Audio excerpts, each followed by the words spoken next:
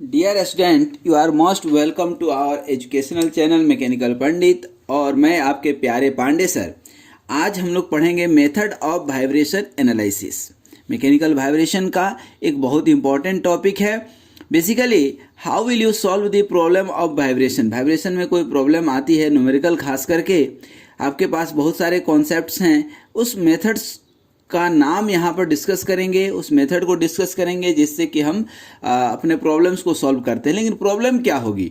Problem यह है कि कोई भी वाइब्रेटिंग एलिमेंट्स हैं तो उसके तीन जो है पार्ट्स हैं जो हम लोगों ने डिस्कस किया था मैकेनिकल सिस्टम के अंदर, कि एक स्प्रिंग होगा, दूसरा मास होगा, तीसरा डैम्पर होगा।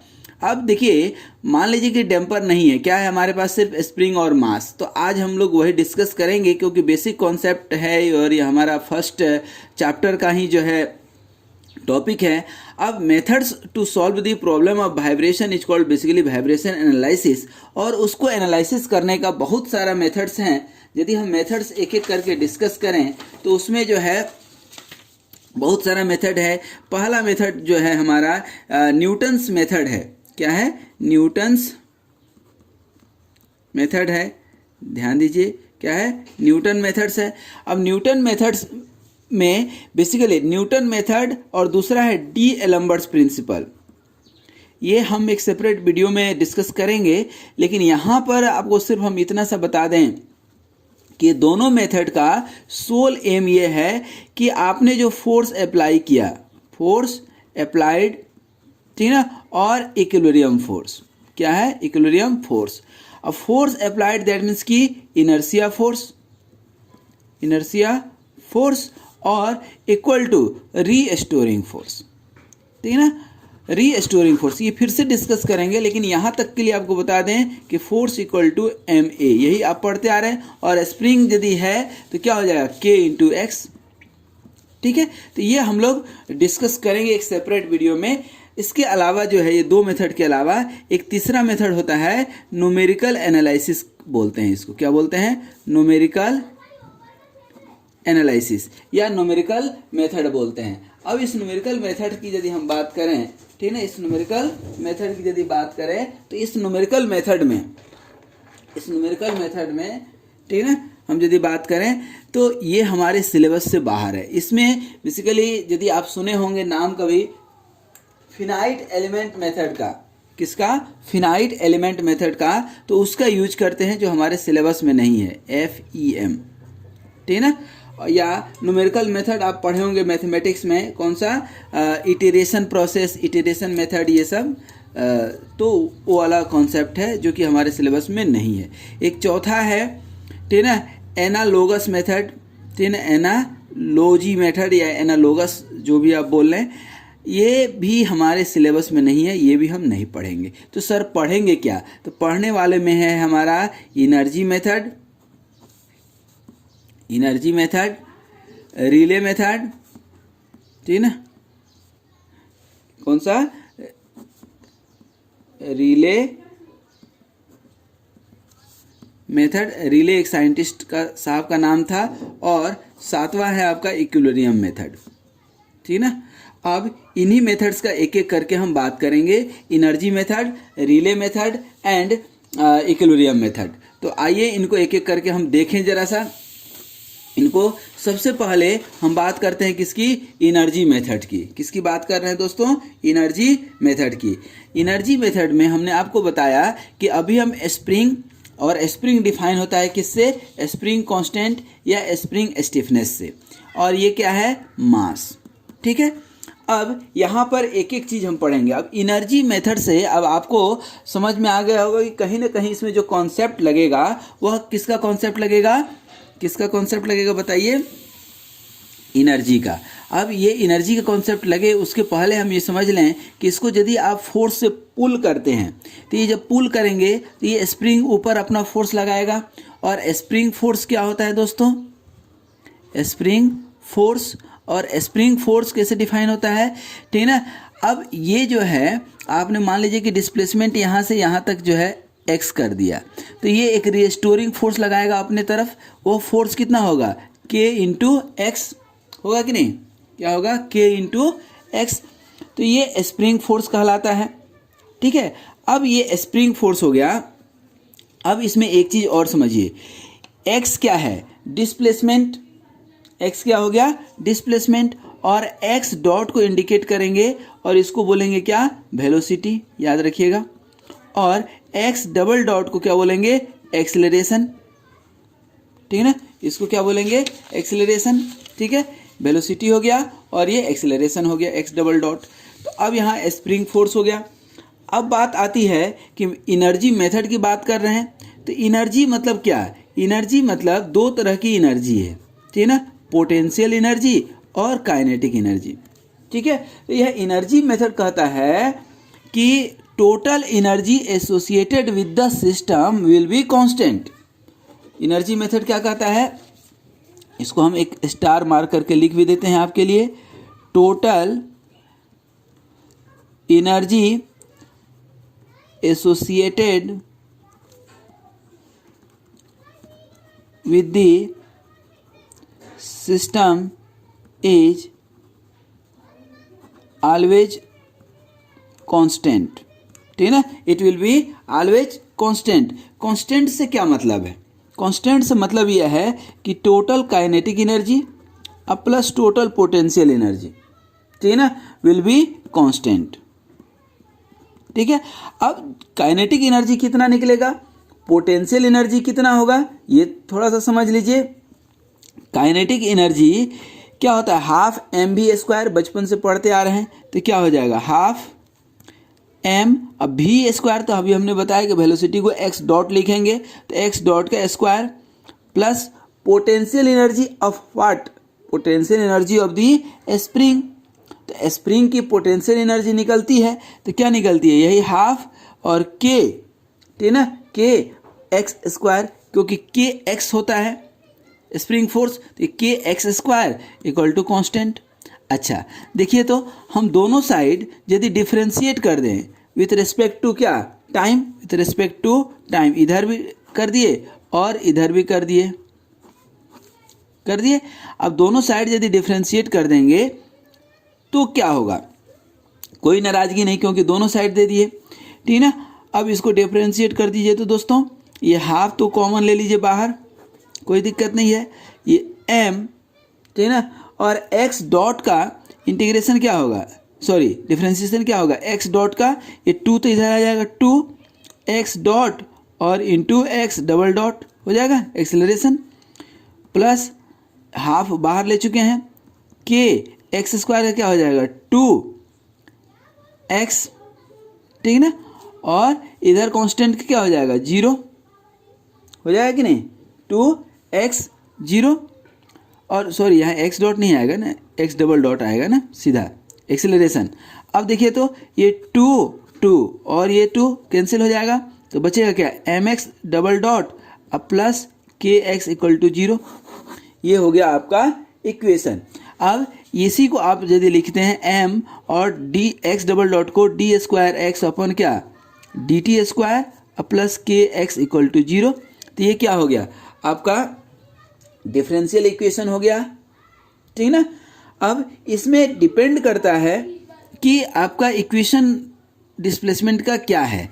जैसे मान लीजिए x इक्वल टू, आप इसको लेट कर लीजिए कि let x equal to a sine omega t है, ठीक है। तो x डॉट क्या हो जाएगा? अभी बताए थे हम, A omega cos omega T, और x डबल डॉट क्या हो जाएगा? क्या हो जाएगा? Minus A omega square cos omega T का minus sine omega T sine omega T, ठीक है। अब यहाँ पर आप इसको वैल्यू रख सकते हैं। क्या रखेंगे? देखिए अभी हम रखते हैं, यही इक्वेशन है ना आपका, तो ये क्या हो गया? m D square X by D T square को ये लिख देंगे minus A omega square sine omega T, और प्लस के एक्स की जगह पर क्या होगा? A sine omega T equal to 0, ठीक है। अब देखिए तो यहाँ पर ए साइन ओमेगा टी को हम कॉमन ले लिए, ए साइन ओमेगा टी को क्या कर लिए हम? कॉमन ले लिए, तो बचेगा क्या यहाँ पे? माइनस एम ओमेगा स्क्वायर, यही बचेगा ना, प्लस के इक्वल टू 0। अब देखिए ए साइन ओमेगा टी का वैल्यू 0 हो नहीं सकता है, ठीक है। A sine omega T can not be 0, यदि ये जीरो नहीं हो सकता है तो इसको जीरो होना पड़ेगा, तभी तो टोटल जीरो आएगा। तो minus m omega square plus k equal to zero. यहाँ पे minus m omega square equal to k लिख सकते हैं, माइनस के, माइनस माइनस कैंसिल, तो यहाँ ओमेगा स्क्वायर इक्वल टू क्या हो जाएगा, के बाई एम। तो ओमेगा क्या हो जाएगा, square root k by M. अब आप बताइए कि ये किसका इक्वेशन हो गया, फ्रीक्वेंसी का इक्वेशन हुआ या नहीं, ठीक ना। एंगुलर फ्रीक्वेंसी, इसी को नेचुरल फ्रीक्वेंसी में कन्वर्ट करना हो, लीनियर फ्रीक्वेंसी में कन्वर्ट करना हो तो क्या हो जाएगा, एफ लिखते हैं या न्यू लिखते हैं, और यही क्या हो जाएगा, एफ या न्यू डब्ल्यू बाई टू पाई होता है, डब्ल्यू बाई टू पाई, तो क्या हो जाएगा 1/2 pi square root k by M. तो आपका नेचुरल फ्रीक्वेंसी जो निकल करके आया वो ये निकल करके आया। इसका मतलब होता है कि क्या हो गया, स्प्रिंग कांस्टेंट, स्प्रिंग कहाँ पे है, देखिए यही है ना स्प्रिंग, ये स्प्रिंग, और m क्या हो गया, मास, तो ये square root of k by m, ये इक्वेशन हो गया। इसकी फ्रीक्वेंसी की यूनिट क्या होती है, हर्ट्ज, ठीक है। और ये एंगुलर फ्रीक्वेंसी की क्या होगी, रेडियन पर सेकेंड, ठीक है, क्योंकि उसकी कैसे निकालते हैं, रेडियन पर सेकेंड से निकालते हैं, ठीक है। आई थिंक अब यहाँ तक में कोई डाउट आपको नहीं होना चाहिए, ठीक है, यहाँ तक में कोई डाउट नहीं होना चाहिए, ठीक है। अब देखिए, अब दूसरा ये था एनर्जी मेथड, तो कहने का मतलब कि एनर्जी मेथड से आप जो फ्रीक्वेंसी निकाले ये निकल करके आया, ठीक है। अब दूसरा मेथड कौन सा था, रिले मेथड्स। अब ये रिले मेथड्स भी देख लीजिए। दूसरा क्या है आपका, रिले मेथड। अब एक मेथड में आपने देखा एनर्जी मेथड में कि आपने दोनों पोटेंशियल एनर्जी और काइनेटिक एनर्जी के सम को कांस्टेंट कर दिया था, किया नहीं था, होता ही है एक्चुअली, ठीक है ना। अब बेसिकली रिले मेथड भी कुछ है नहीं, ये भी क्या है, extension of the energy method है। जो एनर्जी मेथड आपने यहाँ पर देखा और पढ़ा, ठीक है ना, ये एनर्जी मेथड जो आपने पढ़ा यहाँ पर कि total energy is constant, total energy क्या है, कांस्टेंट है, तो वही चीज़ यहाँ पर भी है, वही चीज़ यहाँ पर भी है रिले मेथड्स में। अब बेसिकली जो है this method is the based on the principle of total energy, principle of total energy of a vibrating system is जो है टोटल एनर्जी, मतलब total kinetic energy is equal to total potential energy, ठीक है ना। Total, इसकी method क्या है कि total kinetic energy will be equal to total potential energy, यही है। अब टोटल काइनेटिक एनर्जी अभी आपने निकाला था और टोटल पोटेंशियल एनर्जी भी अभी आप निकाल सकते हैं, ठीक ना। टोटल काइनेटिक एनर्जी क्या है, हाफ एम एक्स डॉट का स्क्वायर, ठीक है ना, ध्यान दीजिएगा थोड़ा सा, हाफ एम एक्स डॉट का स्क्वायर, और यहाँ पे क्या है, हाफ के एक्स स्क्वायर, यही है ना, यही है।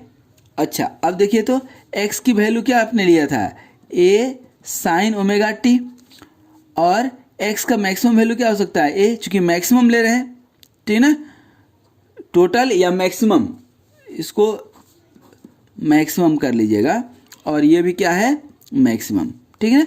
तो x मैक्सिमम कितना होगा, a, और x डॉट क्या हो जाएगा, a omega cos omega T होता है, तो कॉस ओमेगा टी का मैक्सिमम वैल्यू क्या 1, तो x डॉट क्या हो गया, a डॉट, और x डबल डॉट क्या होगा, a ओमेगा स्क्वायर, ठीक है ना। अब देखिए यहाँ पर निकाले हैं हम, आपको समझाने के लिए यहाँ निकाले थे, x कितना निकला, a साइन ओमेगा टी, तो x का मैक्सिमम वैल्यू कितना होगा, a, x डॉट का मैक्सिमम वैल्यू a डब्ल्यू, क्योंकि कॉस ओमेगा टी क्या हो जाएगा 1, और x डबल डॉट का क्या होगा minus a omega square sine omega T, sine omega T का मैक्सिमम वैल्यू कितना होगा 1, तो ये minus a omega square x double dot का वैल्यू आ गया, x डबल डॉट का value a omega square minus में, ठीक है। अब ध्यान दीजिए यहाँ पर, यहाँ हम कुछ लिखें, यहाँ पे हम लिख दें, देखिए तो ये हाफ और हाफ क्या होगा, कैंसिल, तो ये m बचा कि नहीं, m, और x डॉट क्या है, a डब्ल्यू, तो a डब्ल्यू का स्क्वायर इक्वल टू के, और x का वैल्यू कितना है a, तो a स्क्वायर, ये देखिए ए स्क्वायर और ए स्क्वायर कैंसिल हो गया, तो क्या हुआ m omega square equal to k, तो ओमेगा इक्वल टू क्या हो जाएगा square root k by m. आप ध्यान दीजिए, यहाँ पर ध्यान देंगे तो पाएंगे कि ये वैल्यू और ये वैल्यू दोनों सेम आ रहा है कि नहीं। तो आप एनर्जी मेथड लगा लीजिए, न्यूटन्स मेथड लगा लीजिए, न्यूमेरिकल मेथड लगा लीजिए, किसी भी मेथड से आपको मिलेगा यही का यही, ठीक ना, यही का यही, ठीक है, इक्वेशन यही मिलना है। अब थर्ड और एक छोटा सा और जो हमने आपको बताया इक्विलिब्रियम मेथड्स। इक्विलिब्रियम मेथड्स ये कहता है कि किसी भी सिस्टम में, ठीक ना, ये मान लीजिए सिस्टम कहने का मतलब क्या है, इसमें कहीं स्प्रिंग होगा, कहीं मास होगा, और इसी मास से जो है आपका ये स्प्रिंग कांस्टेंट हो गया, ये डैम्पिंग कोफिशिएंट हो गया, और ये मास हो गया, ठीक है। यहाँ जो फोर्स लगेगा, ठीक ना, ये फोर्स कितना लगेगा दोस्तों, यहाँ जो फोर्स लगेगा के एक्स, यहाँ जो फोर्स लगता है वह क्या होता है c इंटू एक्स डॉट, और यहाँ जो मास पे जो फोर्स लगता है वो एम एक्स डबल डॉट, और यहाँ पे आप एक फोर्स लगा दिए, यहाँ पर स्प्रिंग में फोर्स लगा कितना के एक्स, डैम्पिंग में फोर्स लगा सी एक्स डॉट, और मास पे m x double dot m into acceleration, और आपने एक फोर्स लगाया एफ, ठीक है। ये टोटल जो है फोर्स इक्विलिब्रियम में होगा तभी जब नेट जो है जीरो हो। नेट जीरो मतलब कि सिस्टम के अंदर कौन कौन सा फोर्स लग रहा है दोस्तों, K X plus C X dot plus M X dot, यही तीन लगा कि नहीं, ये स्प्रिंग फोर्स, डैम्पिंग फोर्स, और ये आपका मासिव फोर्स, मास जो लगा है, ठीक है, इनर्शिया फोर्स जिसको बोलते हैं। और आपने लगाया कितना, ये एफ लगाया, अप्लाइड फोर्स, तो दैट शुड बी इक्वल, ठीक ना। जब ये सारे फोर्स क्या होंगे, इक्वल होंगे, तब क्या होगा, सिस्टम हमारा इक्विलिब्रियम में होगा, ठीक है। तो अभी हमने ये तीन मेथड पढ़े, इन तीनों के आधार पे कुछ न्यूमेरिकल भी करेंगे हम लोग। तो आज जो हम लोग अभी पढ़ना शुरू किए थे, क्या पढ़ना शुरू किए थे दोस्तों, method of the vibration analysis, ठीक ना। तो method of the vibration analysis में आपको हमने बताया कौन कौन से method, Newton second law method, D'Alembert's principle methods, और जो है न्यूमेरिकल मेथड, और analogous method, energy method, Rayleigh method, equilibrium method, ये 7 मेथड हैं, ठीक ना, शादी के 7 फेरे वाले। लेकिन 4 हमारे किसी काम के नहीं हैं। कौन कौन से, Newton's method, D'Alembert's principle, numerical method, analogous method. क्यों, क्योंकि ये 2 तो सिलेबस में नहीं है, और ये 2 हमने आपको बता ही दिया कि इनर्शिया फोर्स और रीस्टोरिंग फोर्स इक्वल होगा, ठीक है। अब जो है बचा energy method, Rayleigh method, equilibrium method. तो ये हमने आपको यहाँ पर बताया कि एनर्जी मेथड कैसे लगाते हैं, ये देख लीजिए। तो ये स्प्रिंग फोर्स, तो एनर्जी मेथड क्या कहता है कि total energy will be constant, simple सा method, total energy will be constant, ठीक है। तो ये हमने काइनेटिक एनर्जी और पोटेंशियल एनर्जी को क्या कर दिया, कांस्टेंट कर दिया है, ठीक है, डेराइव किया। इसको हम जब डेराइव किए तो हमारा इक्वेशन क्या निकल करके आ गया, ये देखिए, ये आपका इक्वेशन आ गया, ठीक है, रेडियन पर सेकेंड। इसको लीनियर फ्रीक्वेंसी में निकाले तो 1/2 pi square root k by M, ठीक है ना। ये यहाँ पे रिले मेथड निकल गया, देख रहे हैं। रिले मेथड क्या कहता है कि maximum kinetic energy will be equal to maximum potential energy, ठीक है ना। Maximum total kinetic energy will be equal to maximum total potential energy. तो ये हमारा मेथड था, ठीक है। तो आई होप कि ये इक्वेशन आपसे अगेन बन जाएगा, ठीक है।